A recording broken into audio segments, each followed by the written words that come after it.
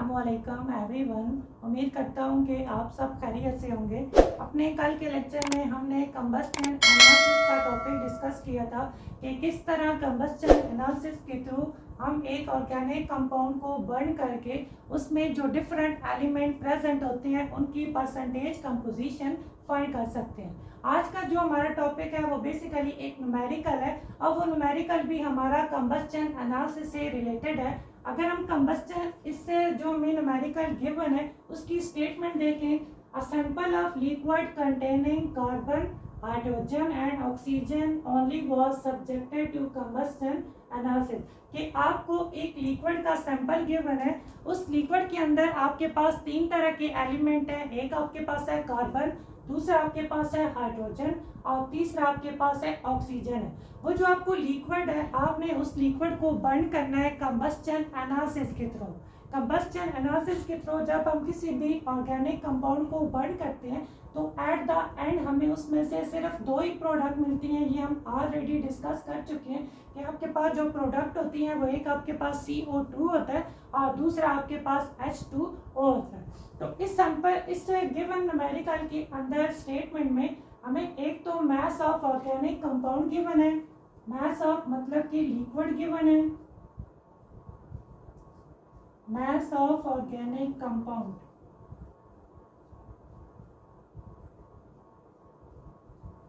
Organic compound का जो हमें मास गिवन है वो है 0.5439 ग्राम।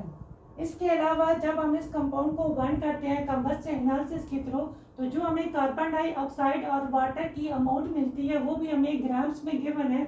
अगर मास ऑफ CO2 लिखें तो मास ऑफ CO2 जो हमें स्टेटमेंट में गिवन है वो हमारे पास है 1.039 ग्राम। इसके अलावा हमें मास ऑफ वाटर गिवन है, मास ऑफ H2O 0.6369।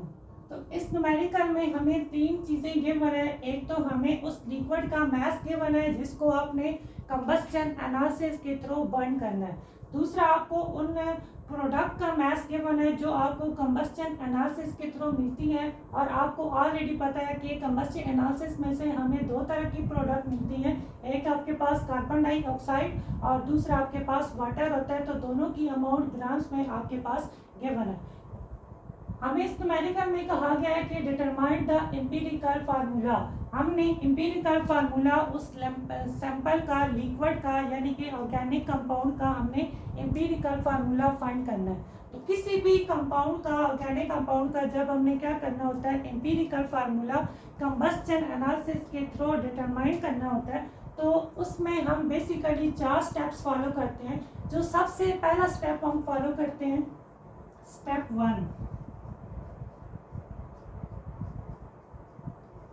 पहला स्टेप ये होता है कि परसेंटेज कंपोजिशन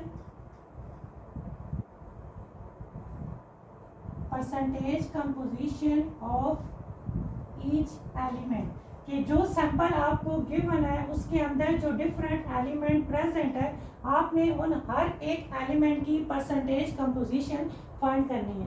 इस न्यूमेरिकल की स्टेटमेंट में आपको गिवन था कि आपने इस कंपाउंड को बर्न करना है कंबस्शन एनालिसिस के थ्रू।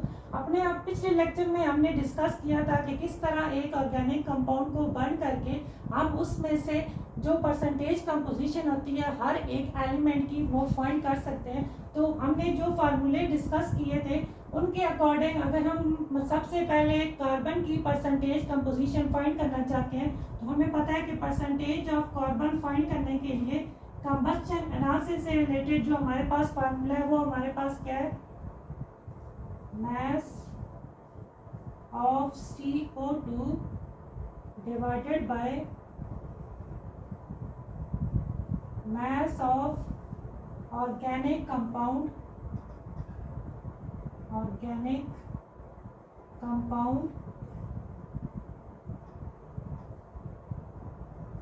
इसको हम मल्टीप्लाई करते हैं कार्बन के मास के साथ और डिवाइड कर देते हैं molecular mass of CO2, multiply कर देते हैं 100 के साथ। जब हम इस फार्मूले में इसकी सारी वैल्यूज पुट करेंगे, मास ऑफ CO2 जो हमें गिवन था वो हमारे पास है 1.0 39 ग्राम। मास ऑफ ऑर्गेनिक कंपाउंड भी हमें गिवन था 0.6369 ग्राम। आगे 12 है, डिवाइडेड बाय 44 और मल्टीप्लाई 100।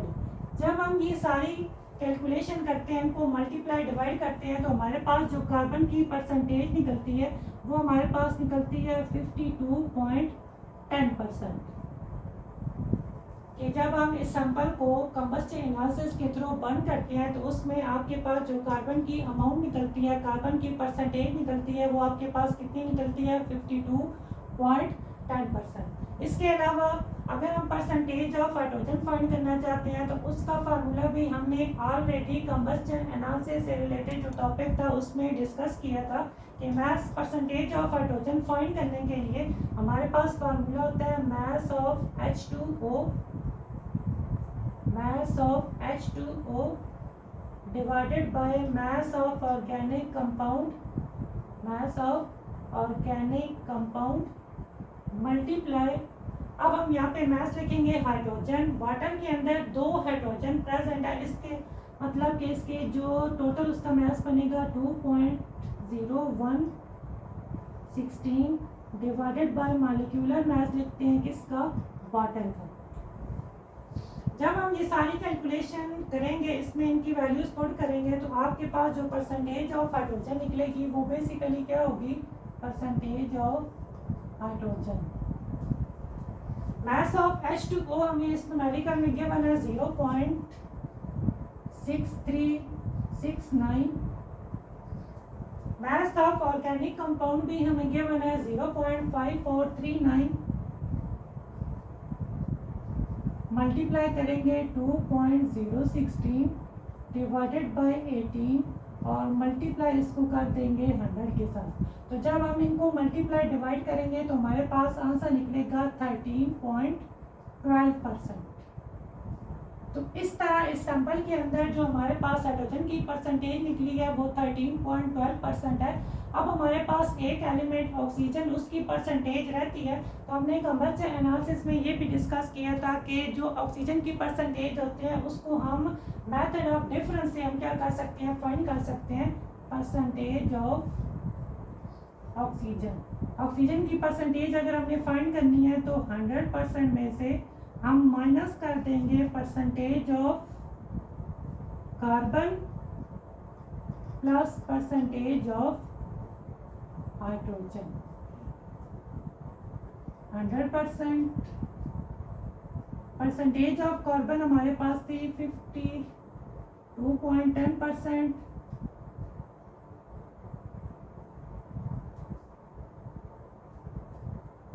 इसके अलावा परसेंटेज ऑफ हाइड्रोजन जो हमने अभी फाइंड किया वो हमारे पास है 13.12%।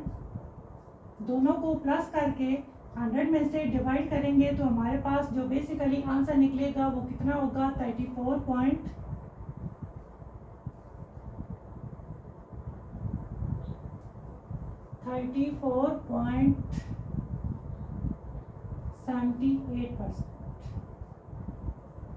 तो इस तरह पहला स्टेप हमारा कंप्लीट हुआ कि जब हमने किसी भी ऑर्गेनिक कंपाउंड का एम्पिरिकल फार्मूला फाइंड करना होता है, तो एम्पिरिकल फार्मूला फाइंड करने के लिए पहला स्टेप आपने फॉलो करना होता है कि उस सैंपल के अंदर जो डिफरेंट एलिमेंट प्रेजेंट है आपने उनकी परसेंटेज कंपोजिशन फाइंड करनी होती है। उसके बाद जो उसमें हम दूसरा स्टेप फॉलो करते हैं, स्टेप 2 में हमने फाइंड करने होते हैं नंबर्स ऑफ ग्राम एटम्स के जितने भी उसके अंदर एलिमेंट प्रेजेंट है उनके जो नंबर ऑफ ग्राम एटम्स है वो हमने फाइंड करने हैं, यानी कि नंबर ऑफ मोल्स हमने क्या करने हैं? फाइंड करने हैं। तो नंबर ऑफ ग्राम एटम्स हम फाइंड करने के लिए हमारे पास जो बेसिकली फार्मूला होता है वो क्या होता है? अगर हम फाइंड करना चाहते हैं नंबर ऑफ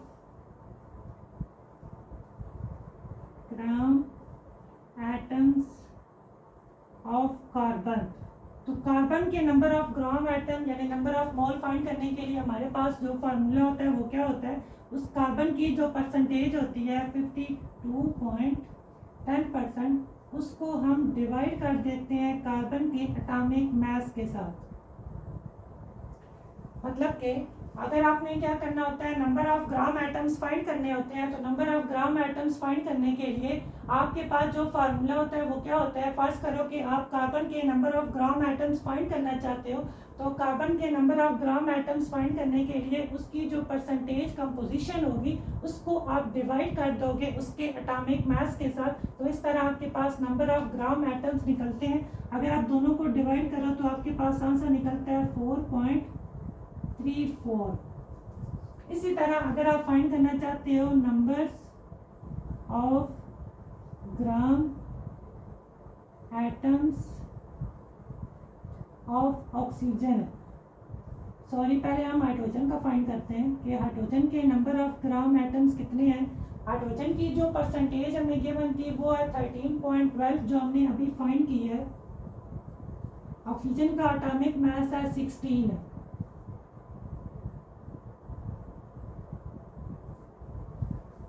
जब हम क्या करते हैं 13.12 को 16 पे डिवाइड करते हैं तो आपके पास जो आंसर निकलता है वो आपके पास क्या है,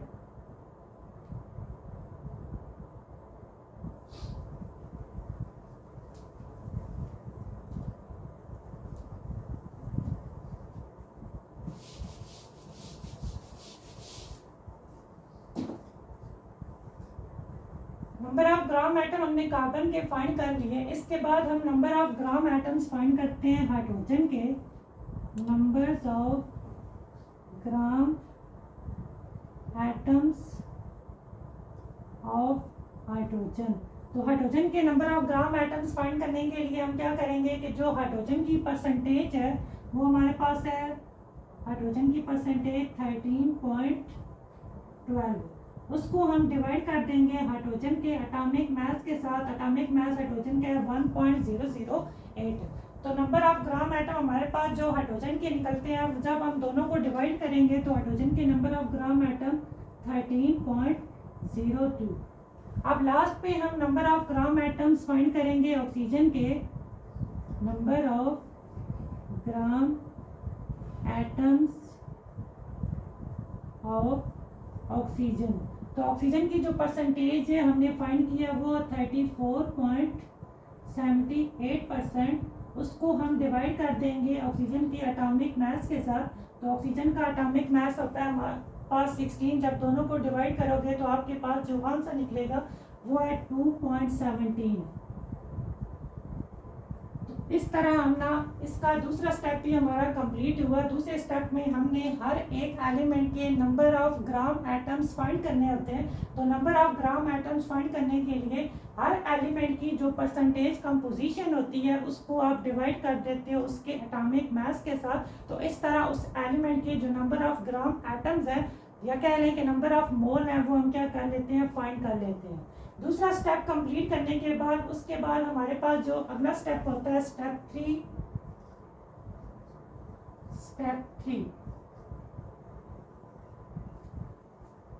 थ्री में हमने फाइंड करनी होती है हर एक एलिमेंट की एटॉमिक रेशो कि जो सैंपल के अंदर एलिमेंट प्रेजेंट है उनकी आपने सिंपल एटॉमिक रेशियो फाइंड करनी है।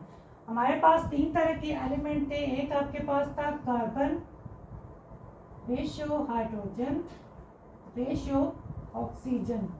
कार्बन की अगर एटॉमिक रेशियो हम फाइंड करना चाहते हैं तो कार्बन की एटॉमिक रेशियो फाइंड करने के लिए जो हमारे पास नंबर ऑफ ग्राम एटम्स निकले हैं कार्बन के नंबर ऑफ ग्राम एटम जो निकले हैं वो हम लिखेंगे। हाइड्रोजन के जो हमारे पास नंबर ऑफ ग्राम एटम्स है वो है 13.02 और ऑक्सीजन के जो हमारे पास नंबर ऑफ ग्राम एटम्स है वो है 2.17। तो ये हमने तीनों के number of gram atoms put किए। हम फाइंड क्या करना चाहते हैं, उनकी एटॉमिक रेशियो फाइंड करना चाहते हैं। तो जो नंबर ऑफ मोल उनके या जो नंबर ऑफ ग्राम एटम्स हमने फाइंड किए हुए होंगे उनको हम डिवाइड कर देंगे उनमें जो स्मॉलेस्ट नंबर होगा उसके साथ। जो पहले वाला नंबर है वो 4.34, सेकंड वाला 13.02 है और थर्ड वाला है 2.17। तो इसमें जो हमारा स्मॉलेस्ट नंबर है वो 2.17 है। तो हम तीनों नंबर्स को डिवाइड कर देंगे किसके साथ, 2.17 के साथ, मतलब के स्मॉलेस्ट नंबर के साथ। तो इस तरह हर एलिमेंट का जो एटॉमिक रेशियो है वो हमें फाइंड हो जाएगी।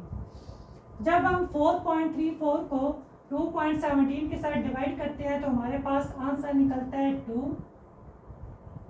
इसी तरह 13.02 को जब 2.17 से डिवाइड करेंगे तो आपके पास आंसर निकलेगा 6, और इन दोनों को डिवाइड करेंगे तो आपके पास आंसर निकलेगा 1।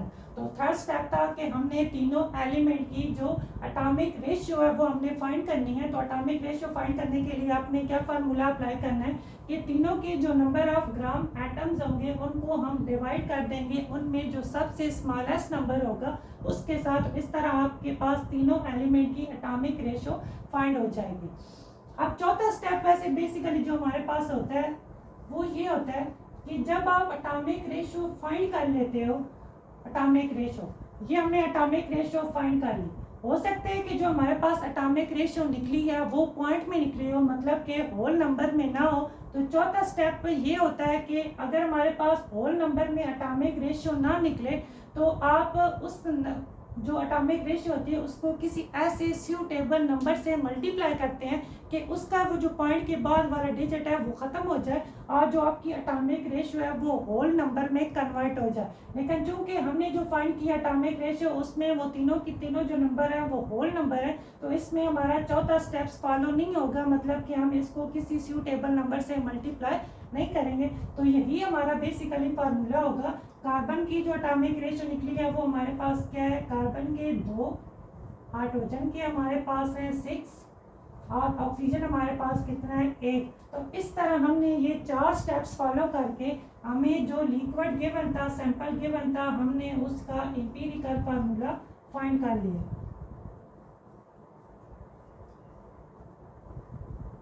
किसी भी कंपाउंड का एम्पिरिकल फार्मूला फाइंड करने के लिए बेसिकली हमें कुछ स्टेप्स फॉलो करने पड़ते हैं। सबसे पहला जो स्टेप होता है वो हमने परसेंटेज कंपोजिशन फाइंड करनी है। सेकंड स्टेप में आपने number of gram atoms find करने हैं हर एक एलिमेंट के। थर्ड स्टेप्स में आपने क्या करना है कि उनकी एटॉमिक रेशियो फाइंड करनी है। और फोर्थ स्टेप में अगर आपका जो आंसर है, जो आपकी एटॉमिक रेशियो है वो होल नंबर में नहीं आता तो उसको होल नंबर में कन्वर्ट करने के लिए किसी सूटेबल नंबर से मल्टीप्लाई करना है। तो इस तरह 4 स्टेप्स फॉलो करके हम किसी भी कंपाउंड का जो एम्पिरिकल फार्मूला होता है वो फाइंड कर लेते हैं। उम्मीद है कि इस टॉपिक से आपका कंबस्शन एनालिसिस से रिलेटेड अगर न्यूमेरिकल का कंसेप्ट जो होगा वो क्लियर होगा। Thank you.